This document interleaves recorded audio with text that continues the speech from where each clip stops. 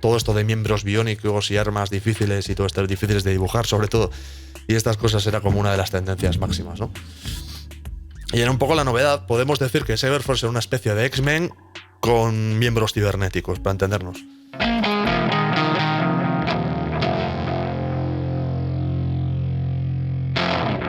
Hola a todos, ¿qué tal estáis? Bienvenidos a una nueva entrega de cómics, mentiras y cintas de vídeo, en la cual continuamos sin prisa y sin pausa dentro de este pequeño monográfico, por así llamarlo, homenaje que hemos venido haciendo de la aparición del sello Image Comics allá por 1992 en Estados Unidos, la friolera de 30 años ya, el tiempo pasa volando, y lo hemos venido haciendo pues repasando lo que fue la primera ola de cómics tal cual se publicaron en España, por lo menos digamos las colecciones en el formato clásico, es decir, cuadernillo con grapas y demás. Las primeras series de Image Comics se publicaron aquí en España, también a través del sello Planeta Agostini, en tomos recopilatorios que recopilaban fundamentalmente las series limitadas, pero yo no los tengo. Además es que, francamente, creo que no tienen ese punto de autenticidad que da el cuadernillo, ¿no? El tema de que sean cuadernos baratos, que todo el mundo compró, los tomos eran menos asequibles, además se vendieron directamente en librerías especializadas, con lo cual fueron menos populares, ya que en aquel entonces no había tantas librerías en España y demás, y las ciudades pequeñas y pueblos y demás pues prácticamente ni vivieron estos tomos, ¿no?, iniciales, con lo cual prácticamente podemos decir que a nivel popular el impacto de Image Comics se hizo ya con estas colecciones que fueron repartidas entre el año 94 y el 95, salieron un poco más tarde, como decíamos antes, que en Estados Unidos, y son los que vamos a estar repasando en este monográfico, fundamentalmente los de estos 2 años, ya que del 95 en adelante la calidad empezó a decaer bastante, a pesar de que todavía había algunos títulos muy interesantes, como podían ser The Darkness, por ejemplo, Witchblade. Sí que había cosillas interesantes, pero bueno, en términos generales casi todo eran colecciones subproducto, con autores más bien de segunda fila y una tendencia como muy enfocada a incrementar el número de títulos que se veía en las estanterías y a saturar mucho al comprador, ¿no? Pues digamos que evidentemente todo momento en el que estás en lo alto de la ola implica que la ola va a acabar cayendo y te la vas a acabar dando, ¿no? Pues eso fue más o menos a partir del año 96, pero el año 94-95 fueron pletóricos, absolutamente pletóricos, pese a que la calidad de los propios cómics pues era, vamos a decir que dudosa, vamos a quedarnos con dudosa, ¿de acuerdo? Hoy el cómic que vamos a estar mirando es Cyberforce, que si mal no recuerdo es el último del año 94 que nos queda por ver, concretamente este se publica, el número 1 de la serie regular se publica en diciembre del 94 y este, el número 0, se publica en octubre del 94, o sea, prácticamente cerramos el año 94 con estos dos. He decidido utilizar estos dos números más que nada porque este número 0 tiene un rollo bastante especial y además, como veréis, también se le dio este tema de las letritas de colores, el brilli que tanto molaba en esa época. Vamos a empezar por el Cyberforce 1 y más adelante os diré por qué. Como veréis aquí en el propio logotipo de Image Comics ya aparece por Marc Silvestri, que es como el principal gancho de esta colección, ¿no? Vale, esta colección podemos decir de alguna manera, un poco traída por los pelos, pero seguidme el rollo, que es prima hermana de Wildcats. Este ya tenemos un vídeo en el canal que le estuvimos echando un ojo y demás. Este fue un lanzamiento bombazo que vendió millones de ejemplares, fue súper importante con esta portada dinámica y demás, las letritas de colores, todo este rollo. Vale, este Cyberforce decimos que es primo hermano por varios motivos. En primer lugar, por el planteamiento de ambas colecciones. Ambas colecciones son colecciones de grupo, que en aquel entonces se llevaban un montón, sobre todo por el super exitazo que a principios de los 90 tenía la serie X-Men de Marvel, que fue, pues eso, bombazo. De hecho, siguen siendo el cómic más vendido de la historia y a nivel comercial, digamos que para un público infantil y adolescente aquello era lo que había que hacer, y Image Comics, con su mentalidad súper comercial, pues se lanzó a hacer productos muy similares, ¿no? Además de esto, Jim Lee se hizo famoso dibujando a los X-Men.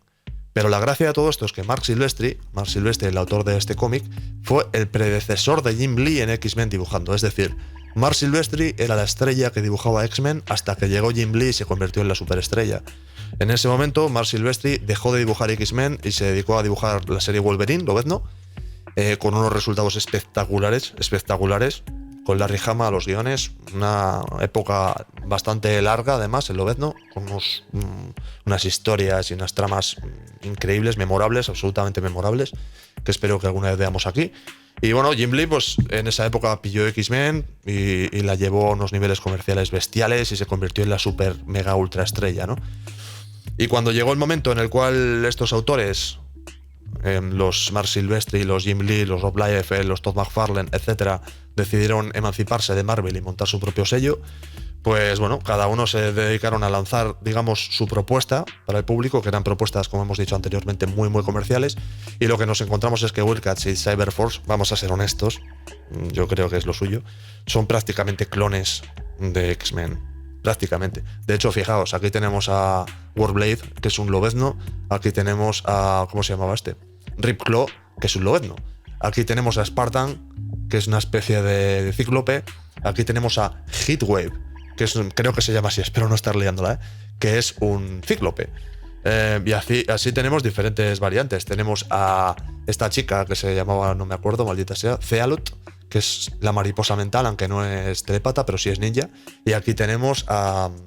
Joder, ya es demasiado pedir. No me puedo acordar de los nombres de tantos personajes, es imposible.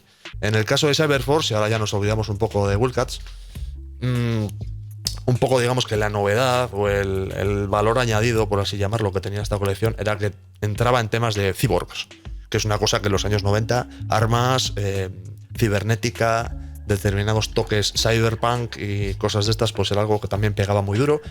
Recordemos que estamos hablando de eso, del año 92, 93, 94, estamos hablando de esa era en la cual internet era lo nuevo, era algo que iba a cambiar el mundo, era algo que de repente traía, digamos, a un primer plano todas estas historias cyberpunk, todo este hablar de futuros distópicos, este hablar de humanos mejorados, de comunicación futurista e inmediata que ahora mismo estamos viviendo, tal cual. Y así, pues, estas historias pues ya venían con el ciber, que en esta época era como lo que había que hacer. O sea, los cyborgs y todo esto de miembros biónicos y armas difíciles y todo esto difíciles de dibujar, sobre todo. Y estas cosas era como una de las tendencias máximas, ¿no? Y era un poco la novedad. Podemos decir que Cyberforce era una especie de X-Men con miembros cibernéticos, para entendernos. Y bueno, lo que tenía Marc Silvestri es que realizó un muy buen trabajo, tengo que decirlo, a nivel de dibujo hizo un gran trabajo con esta colección. Se notaba que tenía ganas de destacar y se notaba además también, esto igual es un poco especulación mía, pero se notaba que sí que había un cierto grado de competición con el resto de componentes, el resto de miembros fundadores de Image Comics y demás, especialmente Jim Lee, que estaba haciendo un gran trabajo con Wildcats. Entonces el propio Silvestri sí que elevó la calidad de su trabajo un par de escalones, hasta el punto de decir que no se sabe muy bien a nivel de dibujo qué colección tiene mejor factura. A pesar de que son colecciones, eso, ya os digo, a nivel de originalidad poco, a nivel de dibujo pues mucho espectáculo, ¿no? Hablamos de eso, de tipos duros con coletas, de miembros cibernéticos, de eso, chicas Playboy, miembros cibernéticos un poco gratuitos, tipos duros, pues eso, de bar, que se juntan con laboratorios raros en los cuales no se entiende nada, tramas con un poquitín de conspiración y mucha acción sobre todo, en las cuales cualquier excusa es buena para una super pelea y un poquito de culebrón, que nunca está de más. Y bueno, así más o menos es como se iba conformando. Os podéis imaginar, a poco que habéis leído este tipo de cómic, que seguro que lo habéis leído, sobre todo en Marvel, os podéis imaginar cuál es el estilo. Ya os digo, no es la colección más original del mundo, como no lo es prácticamente ninguna de Image Comics de la primera época, que eran todas colecciones muy, no sé, no voy a decir subproducto porque sería irrespetuoso, ¿no? Pero eran colecciones que seguían mucho este modelo de éxito ya demostrado que habían hecho sobre todo Marvel y un poco DC también, ¿no? Con otras colecciones. Aquí además se nos insinúa ya una especie, esta secuencia es una especie como de prólogo de un crossover que tendría esta colección y Wildcats, para seguir diciendo que son primas hermanas. Son dos colecciones que prácticamente aquí en España se promocionaron con un crossover entre las dos colecciones, que prácticamente era como ver a dos grupos prácticamente iguales pegándose el uno con el otro. A ver, es que mirad qué personaje más, en fin. Y nada, la verdad es que, joder, hay poco que decir de esta colección, porque de verdad que, salvo por el buen dibujo de Marc Silvestri, alguna trama que no estaba del todo mal y mucha acción, que es lo que tenían todos los cómics de esta época de Image Comics. Hay un poquito que decir, era bastante random. Me recuerda además que en el canal referí a la colección Storewatch como algo así como héroes random para un mundo random. Pues esto no es tan random como Storewatch, pero está a un nivel bastante cercano. Bastante.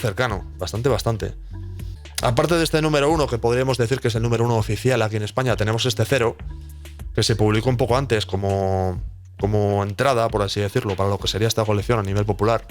Y este sí que tiene un poco más, a mi gusto, no sé qué opinaréis vosotros, para mí sí que tiene algo más de cosa, algo más de jugo. Porque se dieron un gustazo a la hora de hacer este Cyberforce 0. Ellos ya sabían que iban a hacer una especie como de precuela, por así decirlo, a la colección. Una historia que iba a darle un poco de contexto muy necesario a las historias de lo que sería después el grupo de cyborgs y demás. Y para hacer el dibujo, aquí tenemos a Mark Silvestri, que se encarga pues un poco del guión y los bocetos y demás, pero lo que es el dibujo se lo encargaron a Walt Simonson, que para los que no estéis puestos en esto, porque bueno, al fin y al cabo hablamos de autores ya muy clásicos, Walter Simonson es un mega clasicazo de los 80. Pero cuando digo mega clasicazo, digo mega ultra clasicazo. O sea, es uno de los artistas más referenciales de los 80 en Marvel Comics. Y bueno, y se ve que Mark Silvestri debía ser admirador suyo y le contrataron para encargarse de dibujar este número 0, cosa que es un homenaje y al mismo tiempo es una cosa curiosa, porque el propio Walter Simonson, este es el único que hizo para Image Comics, no pertenecía a este sello. Así que no deja de ser una especie como de rareza, de ver a un superautor de los 80 encargándose de una colección típicamente Image, ¿no? Y aquí pues nos encontramos la gracia. A partir de aquí la gracia es los que nos van a ir dando un poquitín más de contexto sobre los personajes, como decíamos antes, y aparte ver cómo Walter Simonson, pues con estos trazos, que son como trazos más, no sé cómo decirlo, son trazos más gruesos, con líneas cinéticas más exageradas. Se nota que no es Mark Silvestri con este punto del dibujo más, no sé cómo decirlo, más noventero, ¿no? Con todas estas rayitas, con toda esta textura, con estos músculos tan culturista definido y tal, ese rollo más estilizado que había en los 90.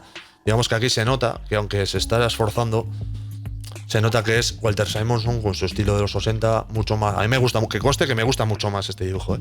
Su estilo de los 80, trabajando con las tipografías de una manera mucho más canónica, líneas cinéticas, composición de página mucho más clásica, por así decirlo, texturas, así mucho de plumilla, de línea.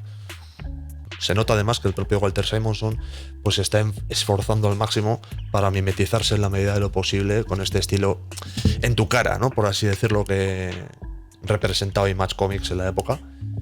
Y en mi opinión, en mi no humilde o lo que queráis opinión, hace un trabajo muy muy bueno y de hecho, para mi gusto, es uno de los cómics de primera ola más memorables de la editorial, sin duda alguna. Mira, aquí, y además nos ayuda, porque por fin he descubierto cómo se llamaba este personaje, Cyblade. Este personaje que es una especie como de mariposa mental en versión cyborg en el grupo Cyberforce, se llama Cyblade.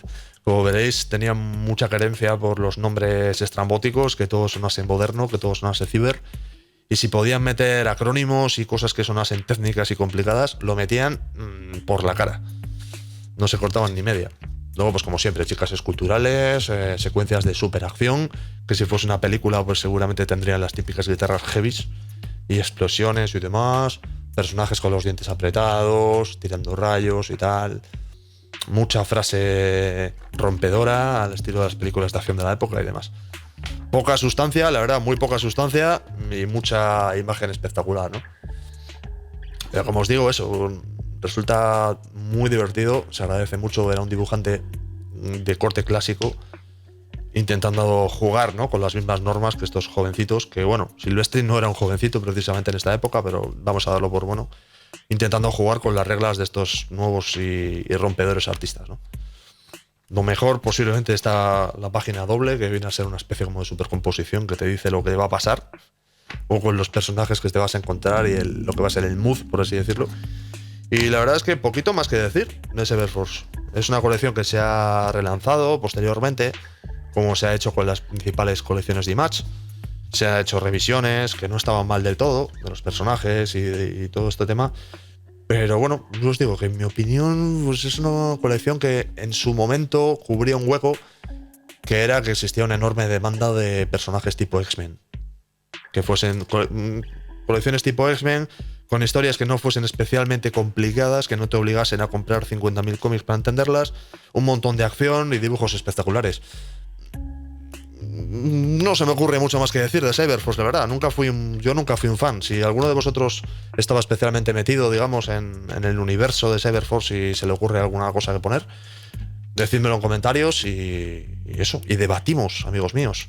Y nada, lo de siempre. Si os ha gustado, si no os ha gustado, si hay alguna cosa importante que me he dejado por decir, si tenéis alguna opinión, si no estáis de acuerdo, si cualquier cosa que se os ocurra, me lo ponéis en comentarios. Y continuamos con más vídeos, muchos más vídeos sobre cómics. Seguiremos con Image, seguiremos con otros estilos. La verdad es que ahora mismo tengo una sobredosis de superhéroes espectacular. Necesito hacer alguna review de algún cómic europeo, indie o algún rollo. Ya buscaré algo por ahí a ver qué se me ocurre. Y nada, que nos vemos en otra aventura y que espero que lo paséis bien. Un abrazo, amigos.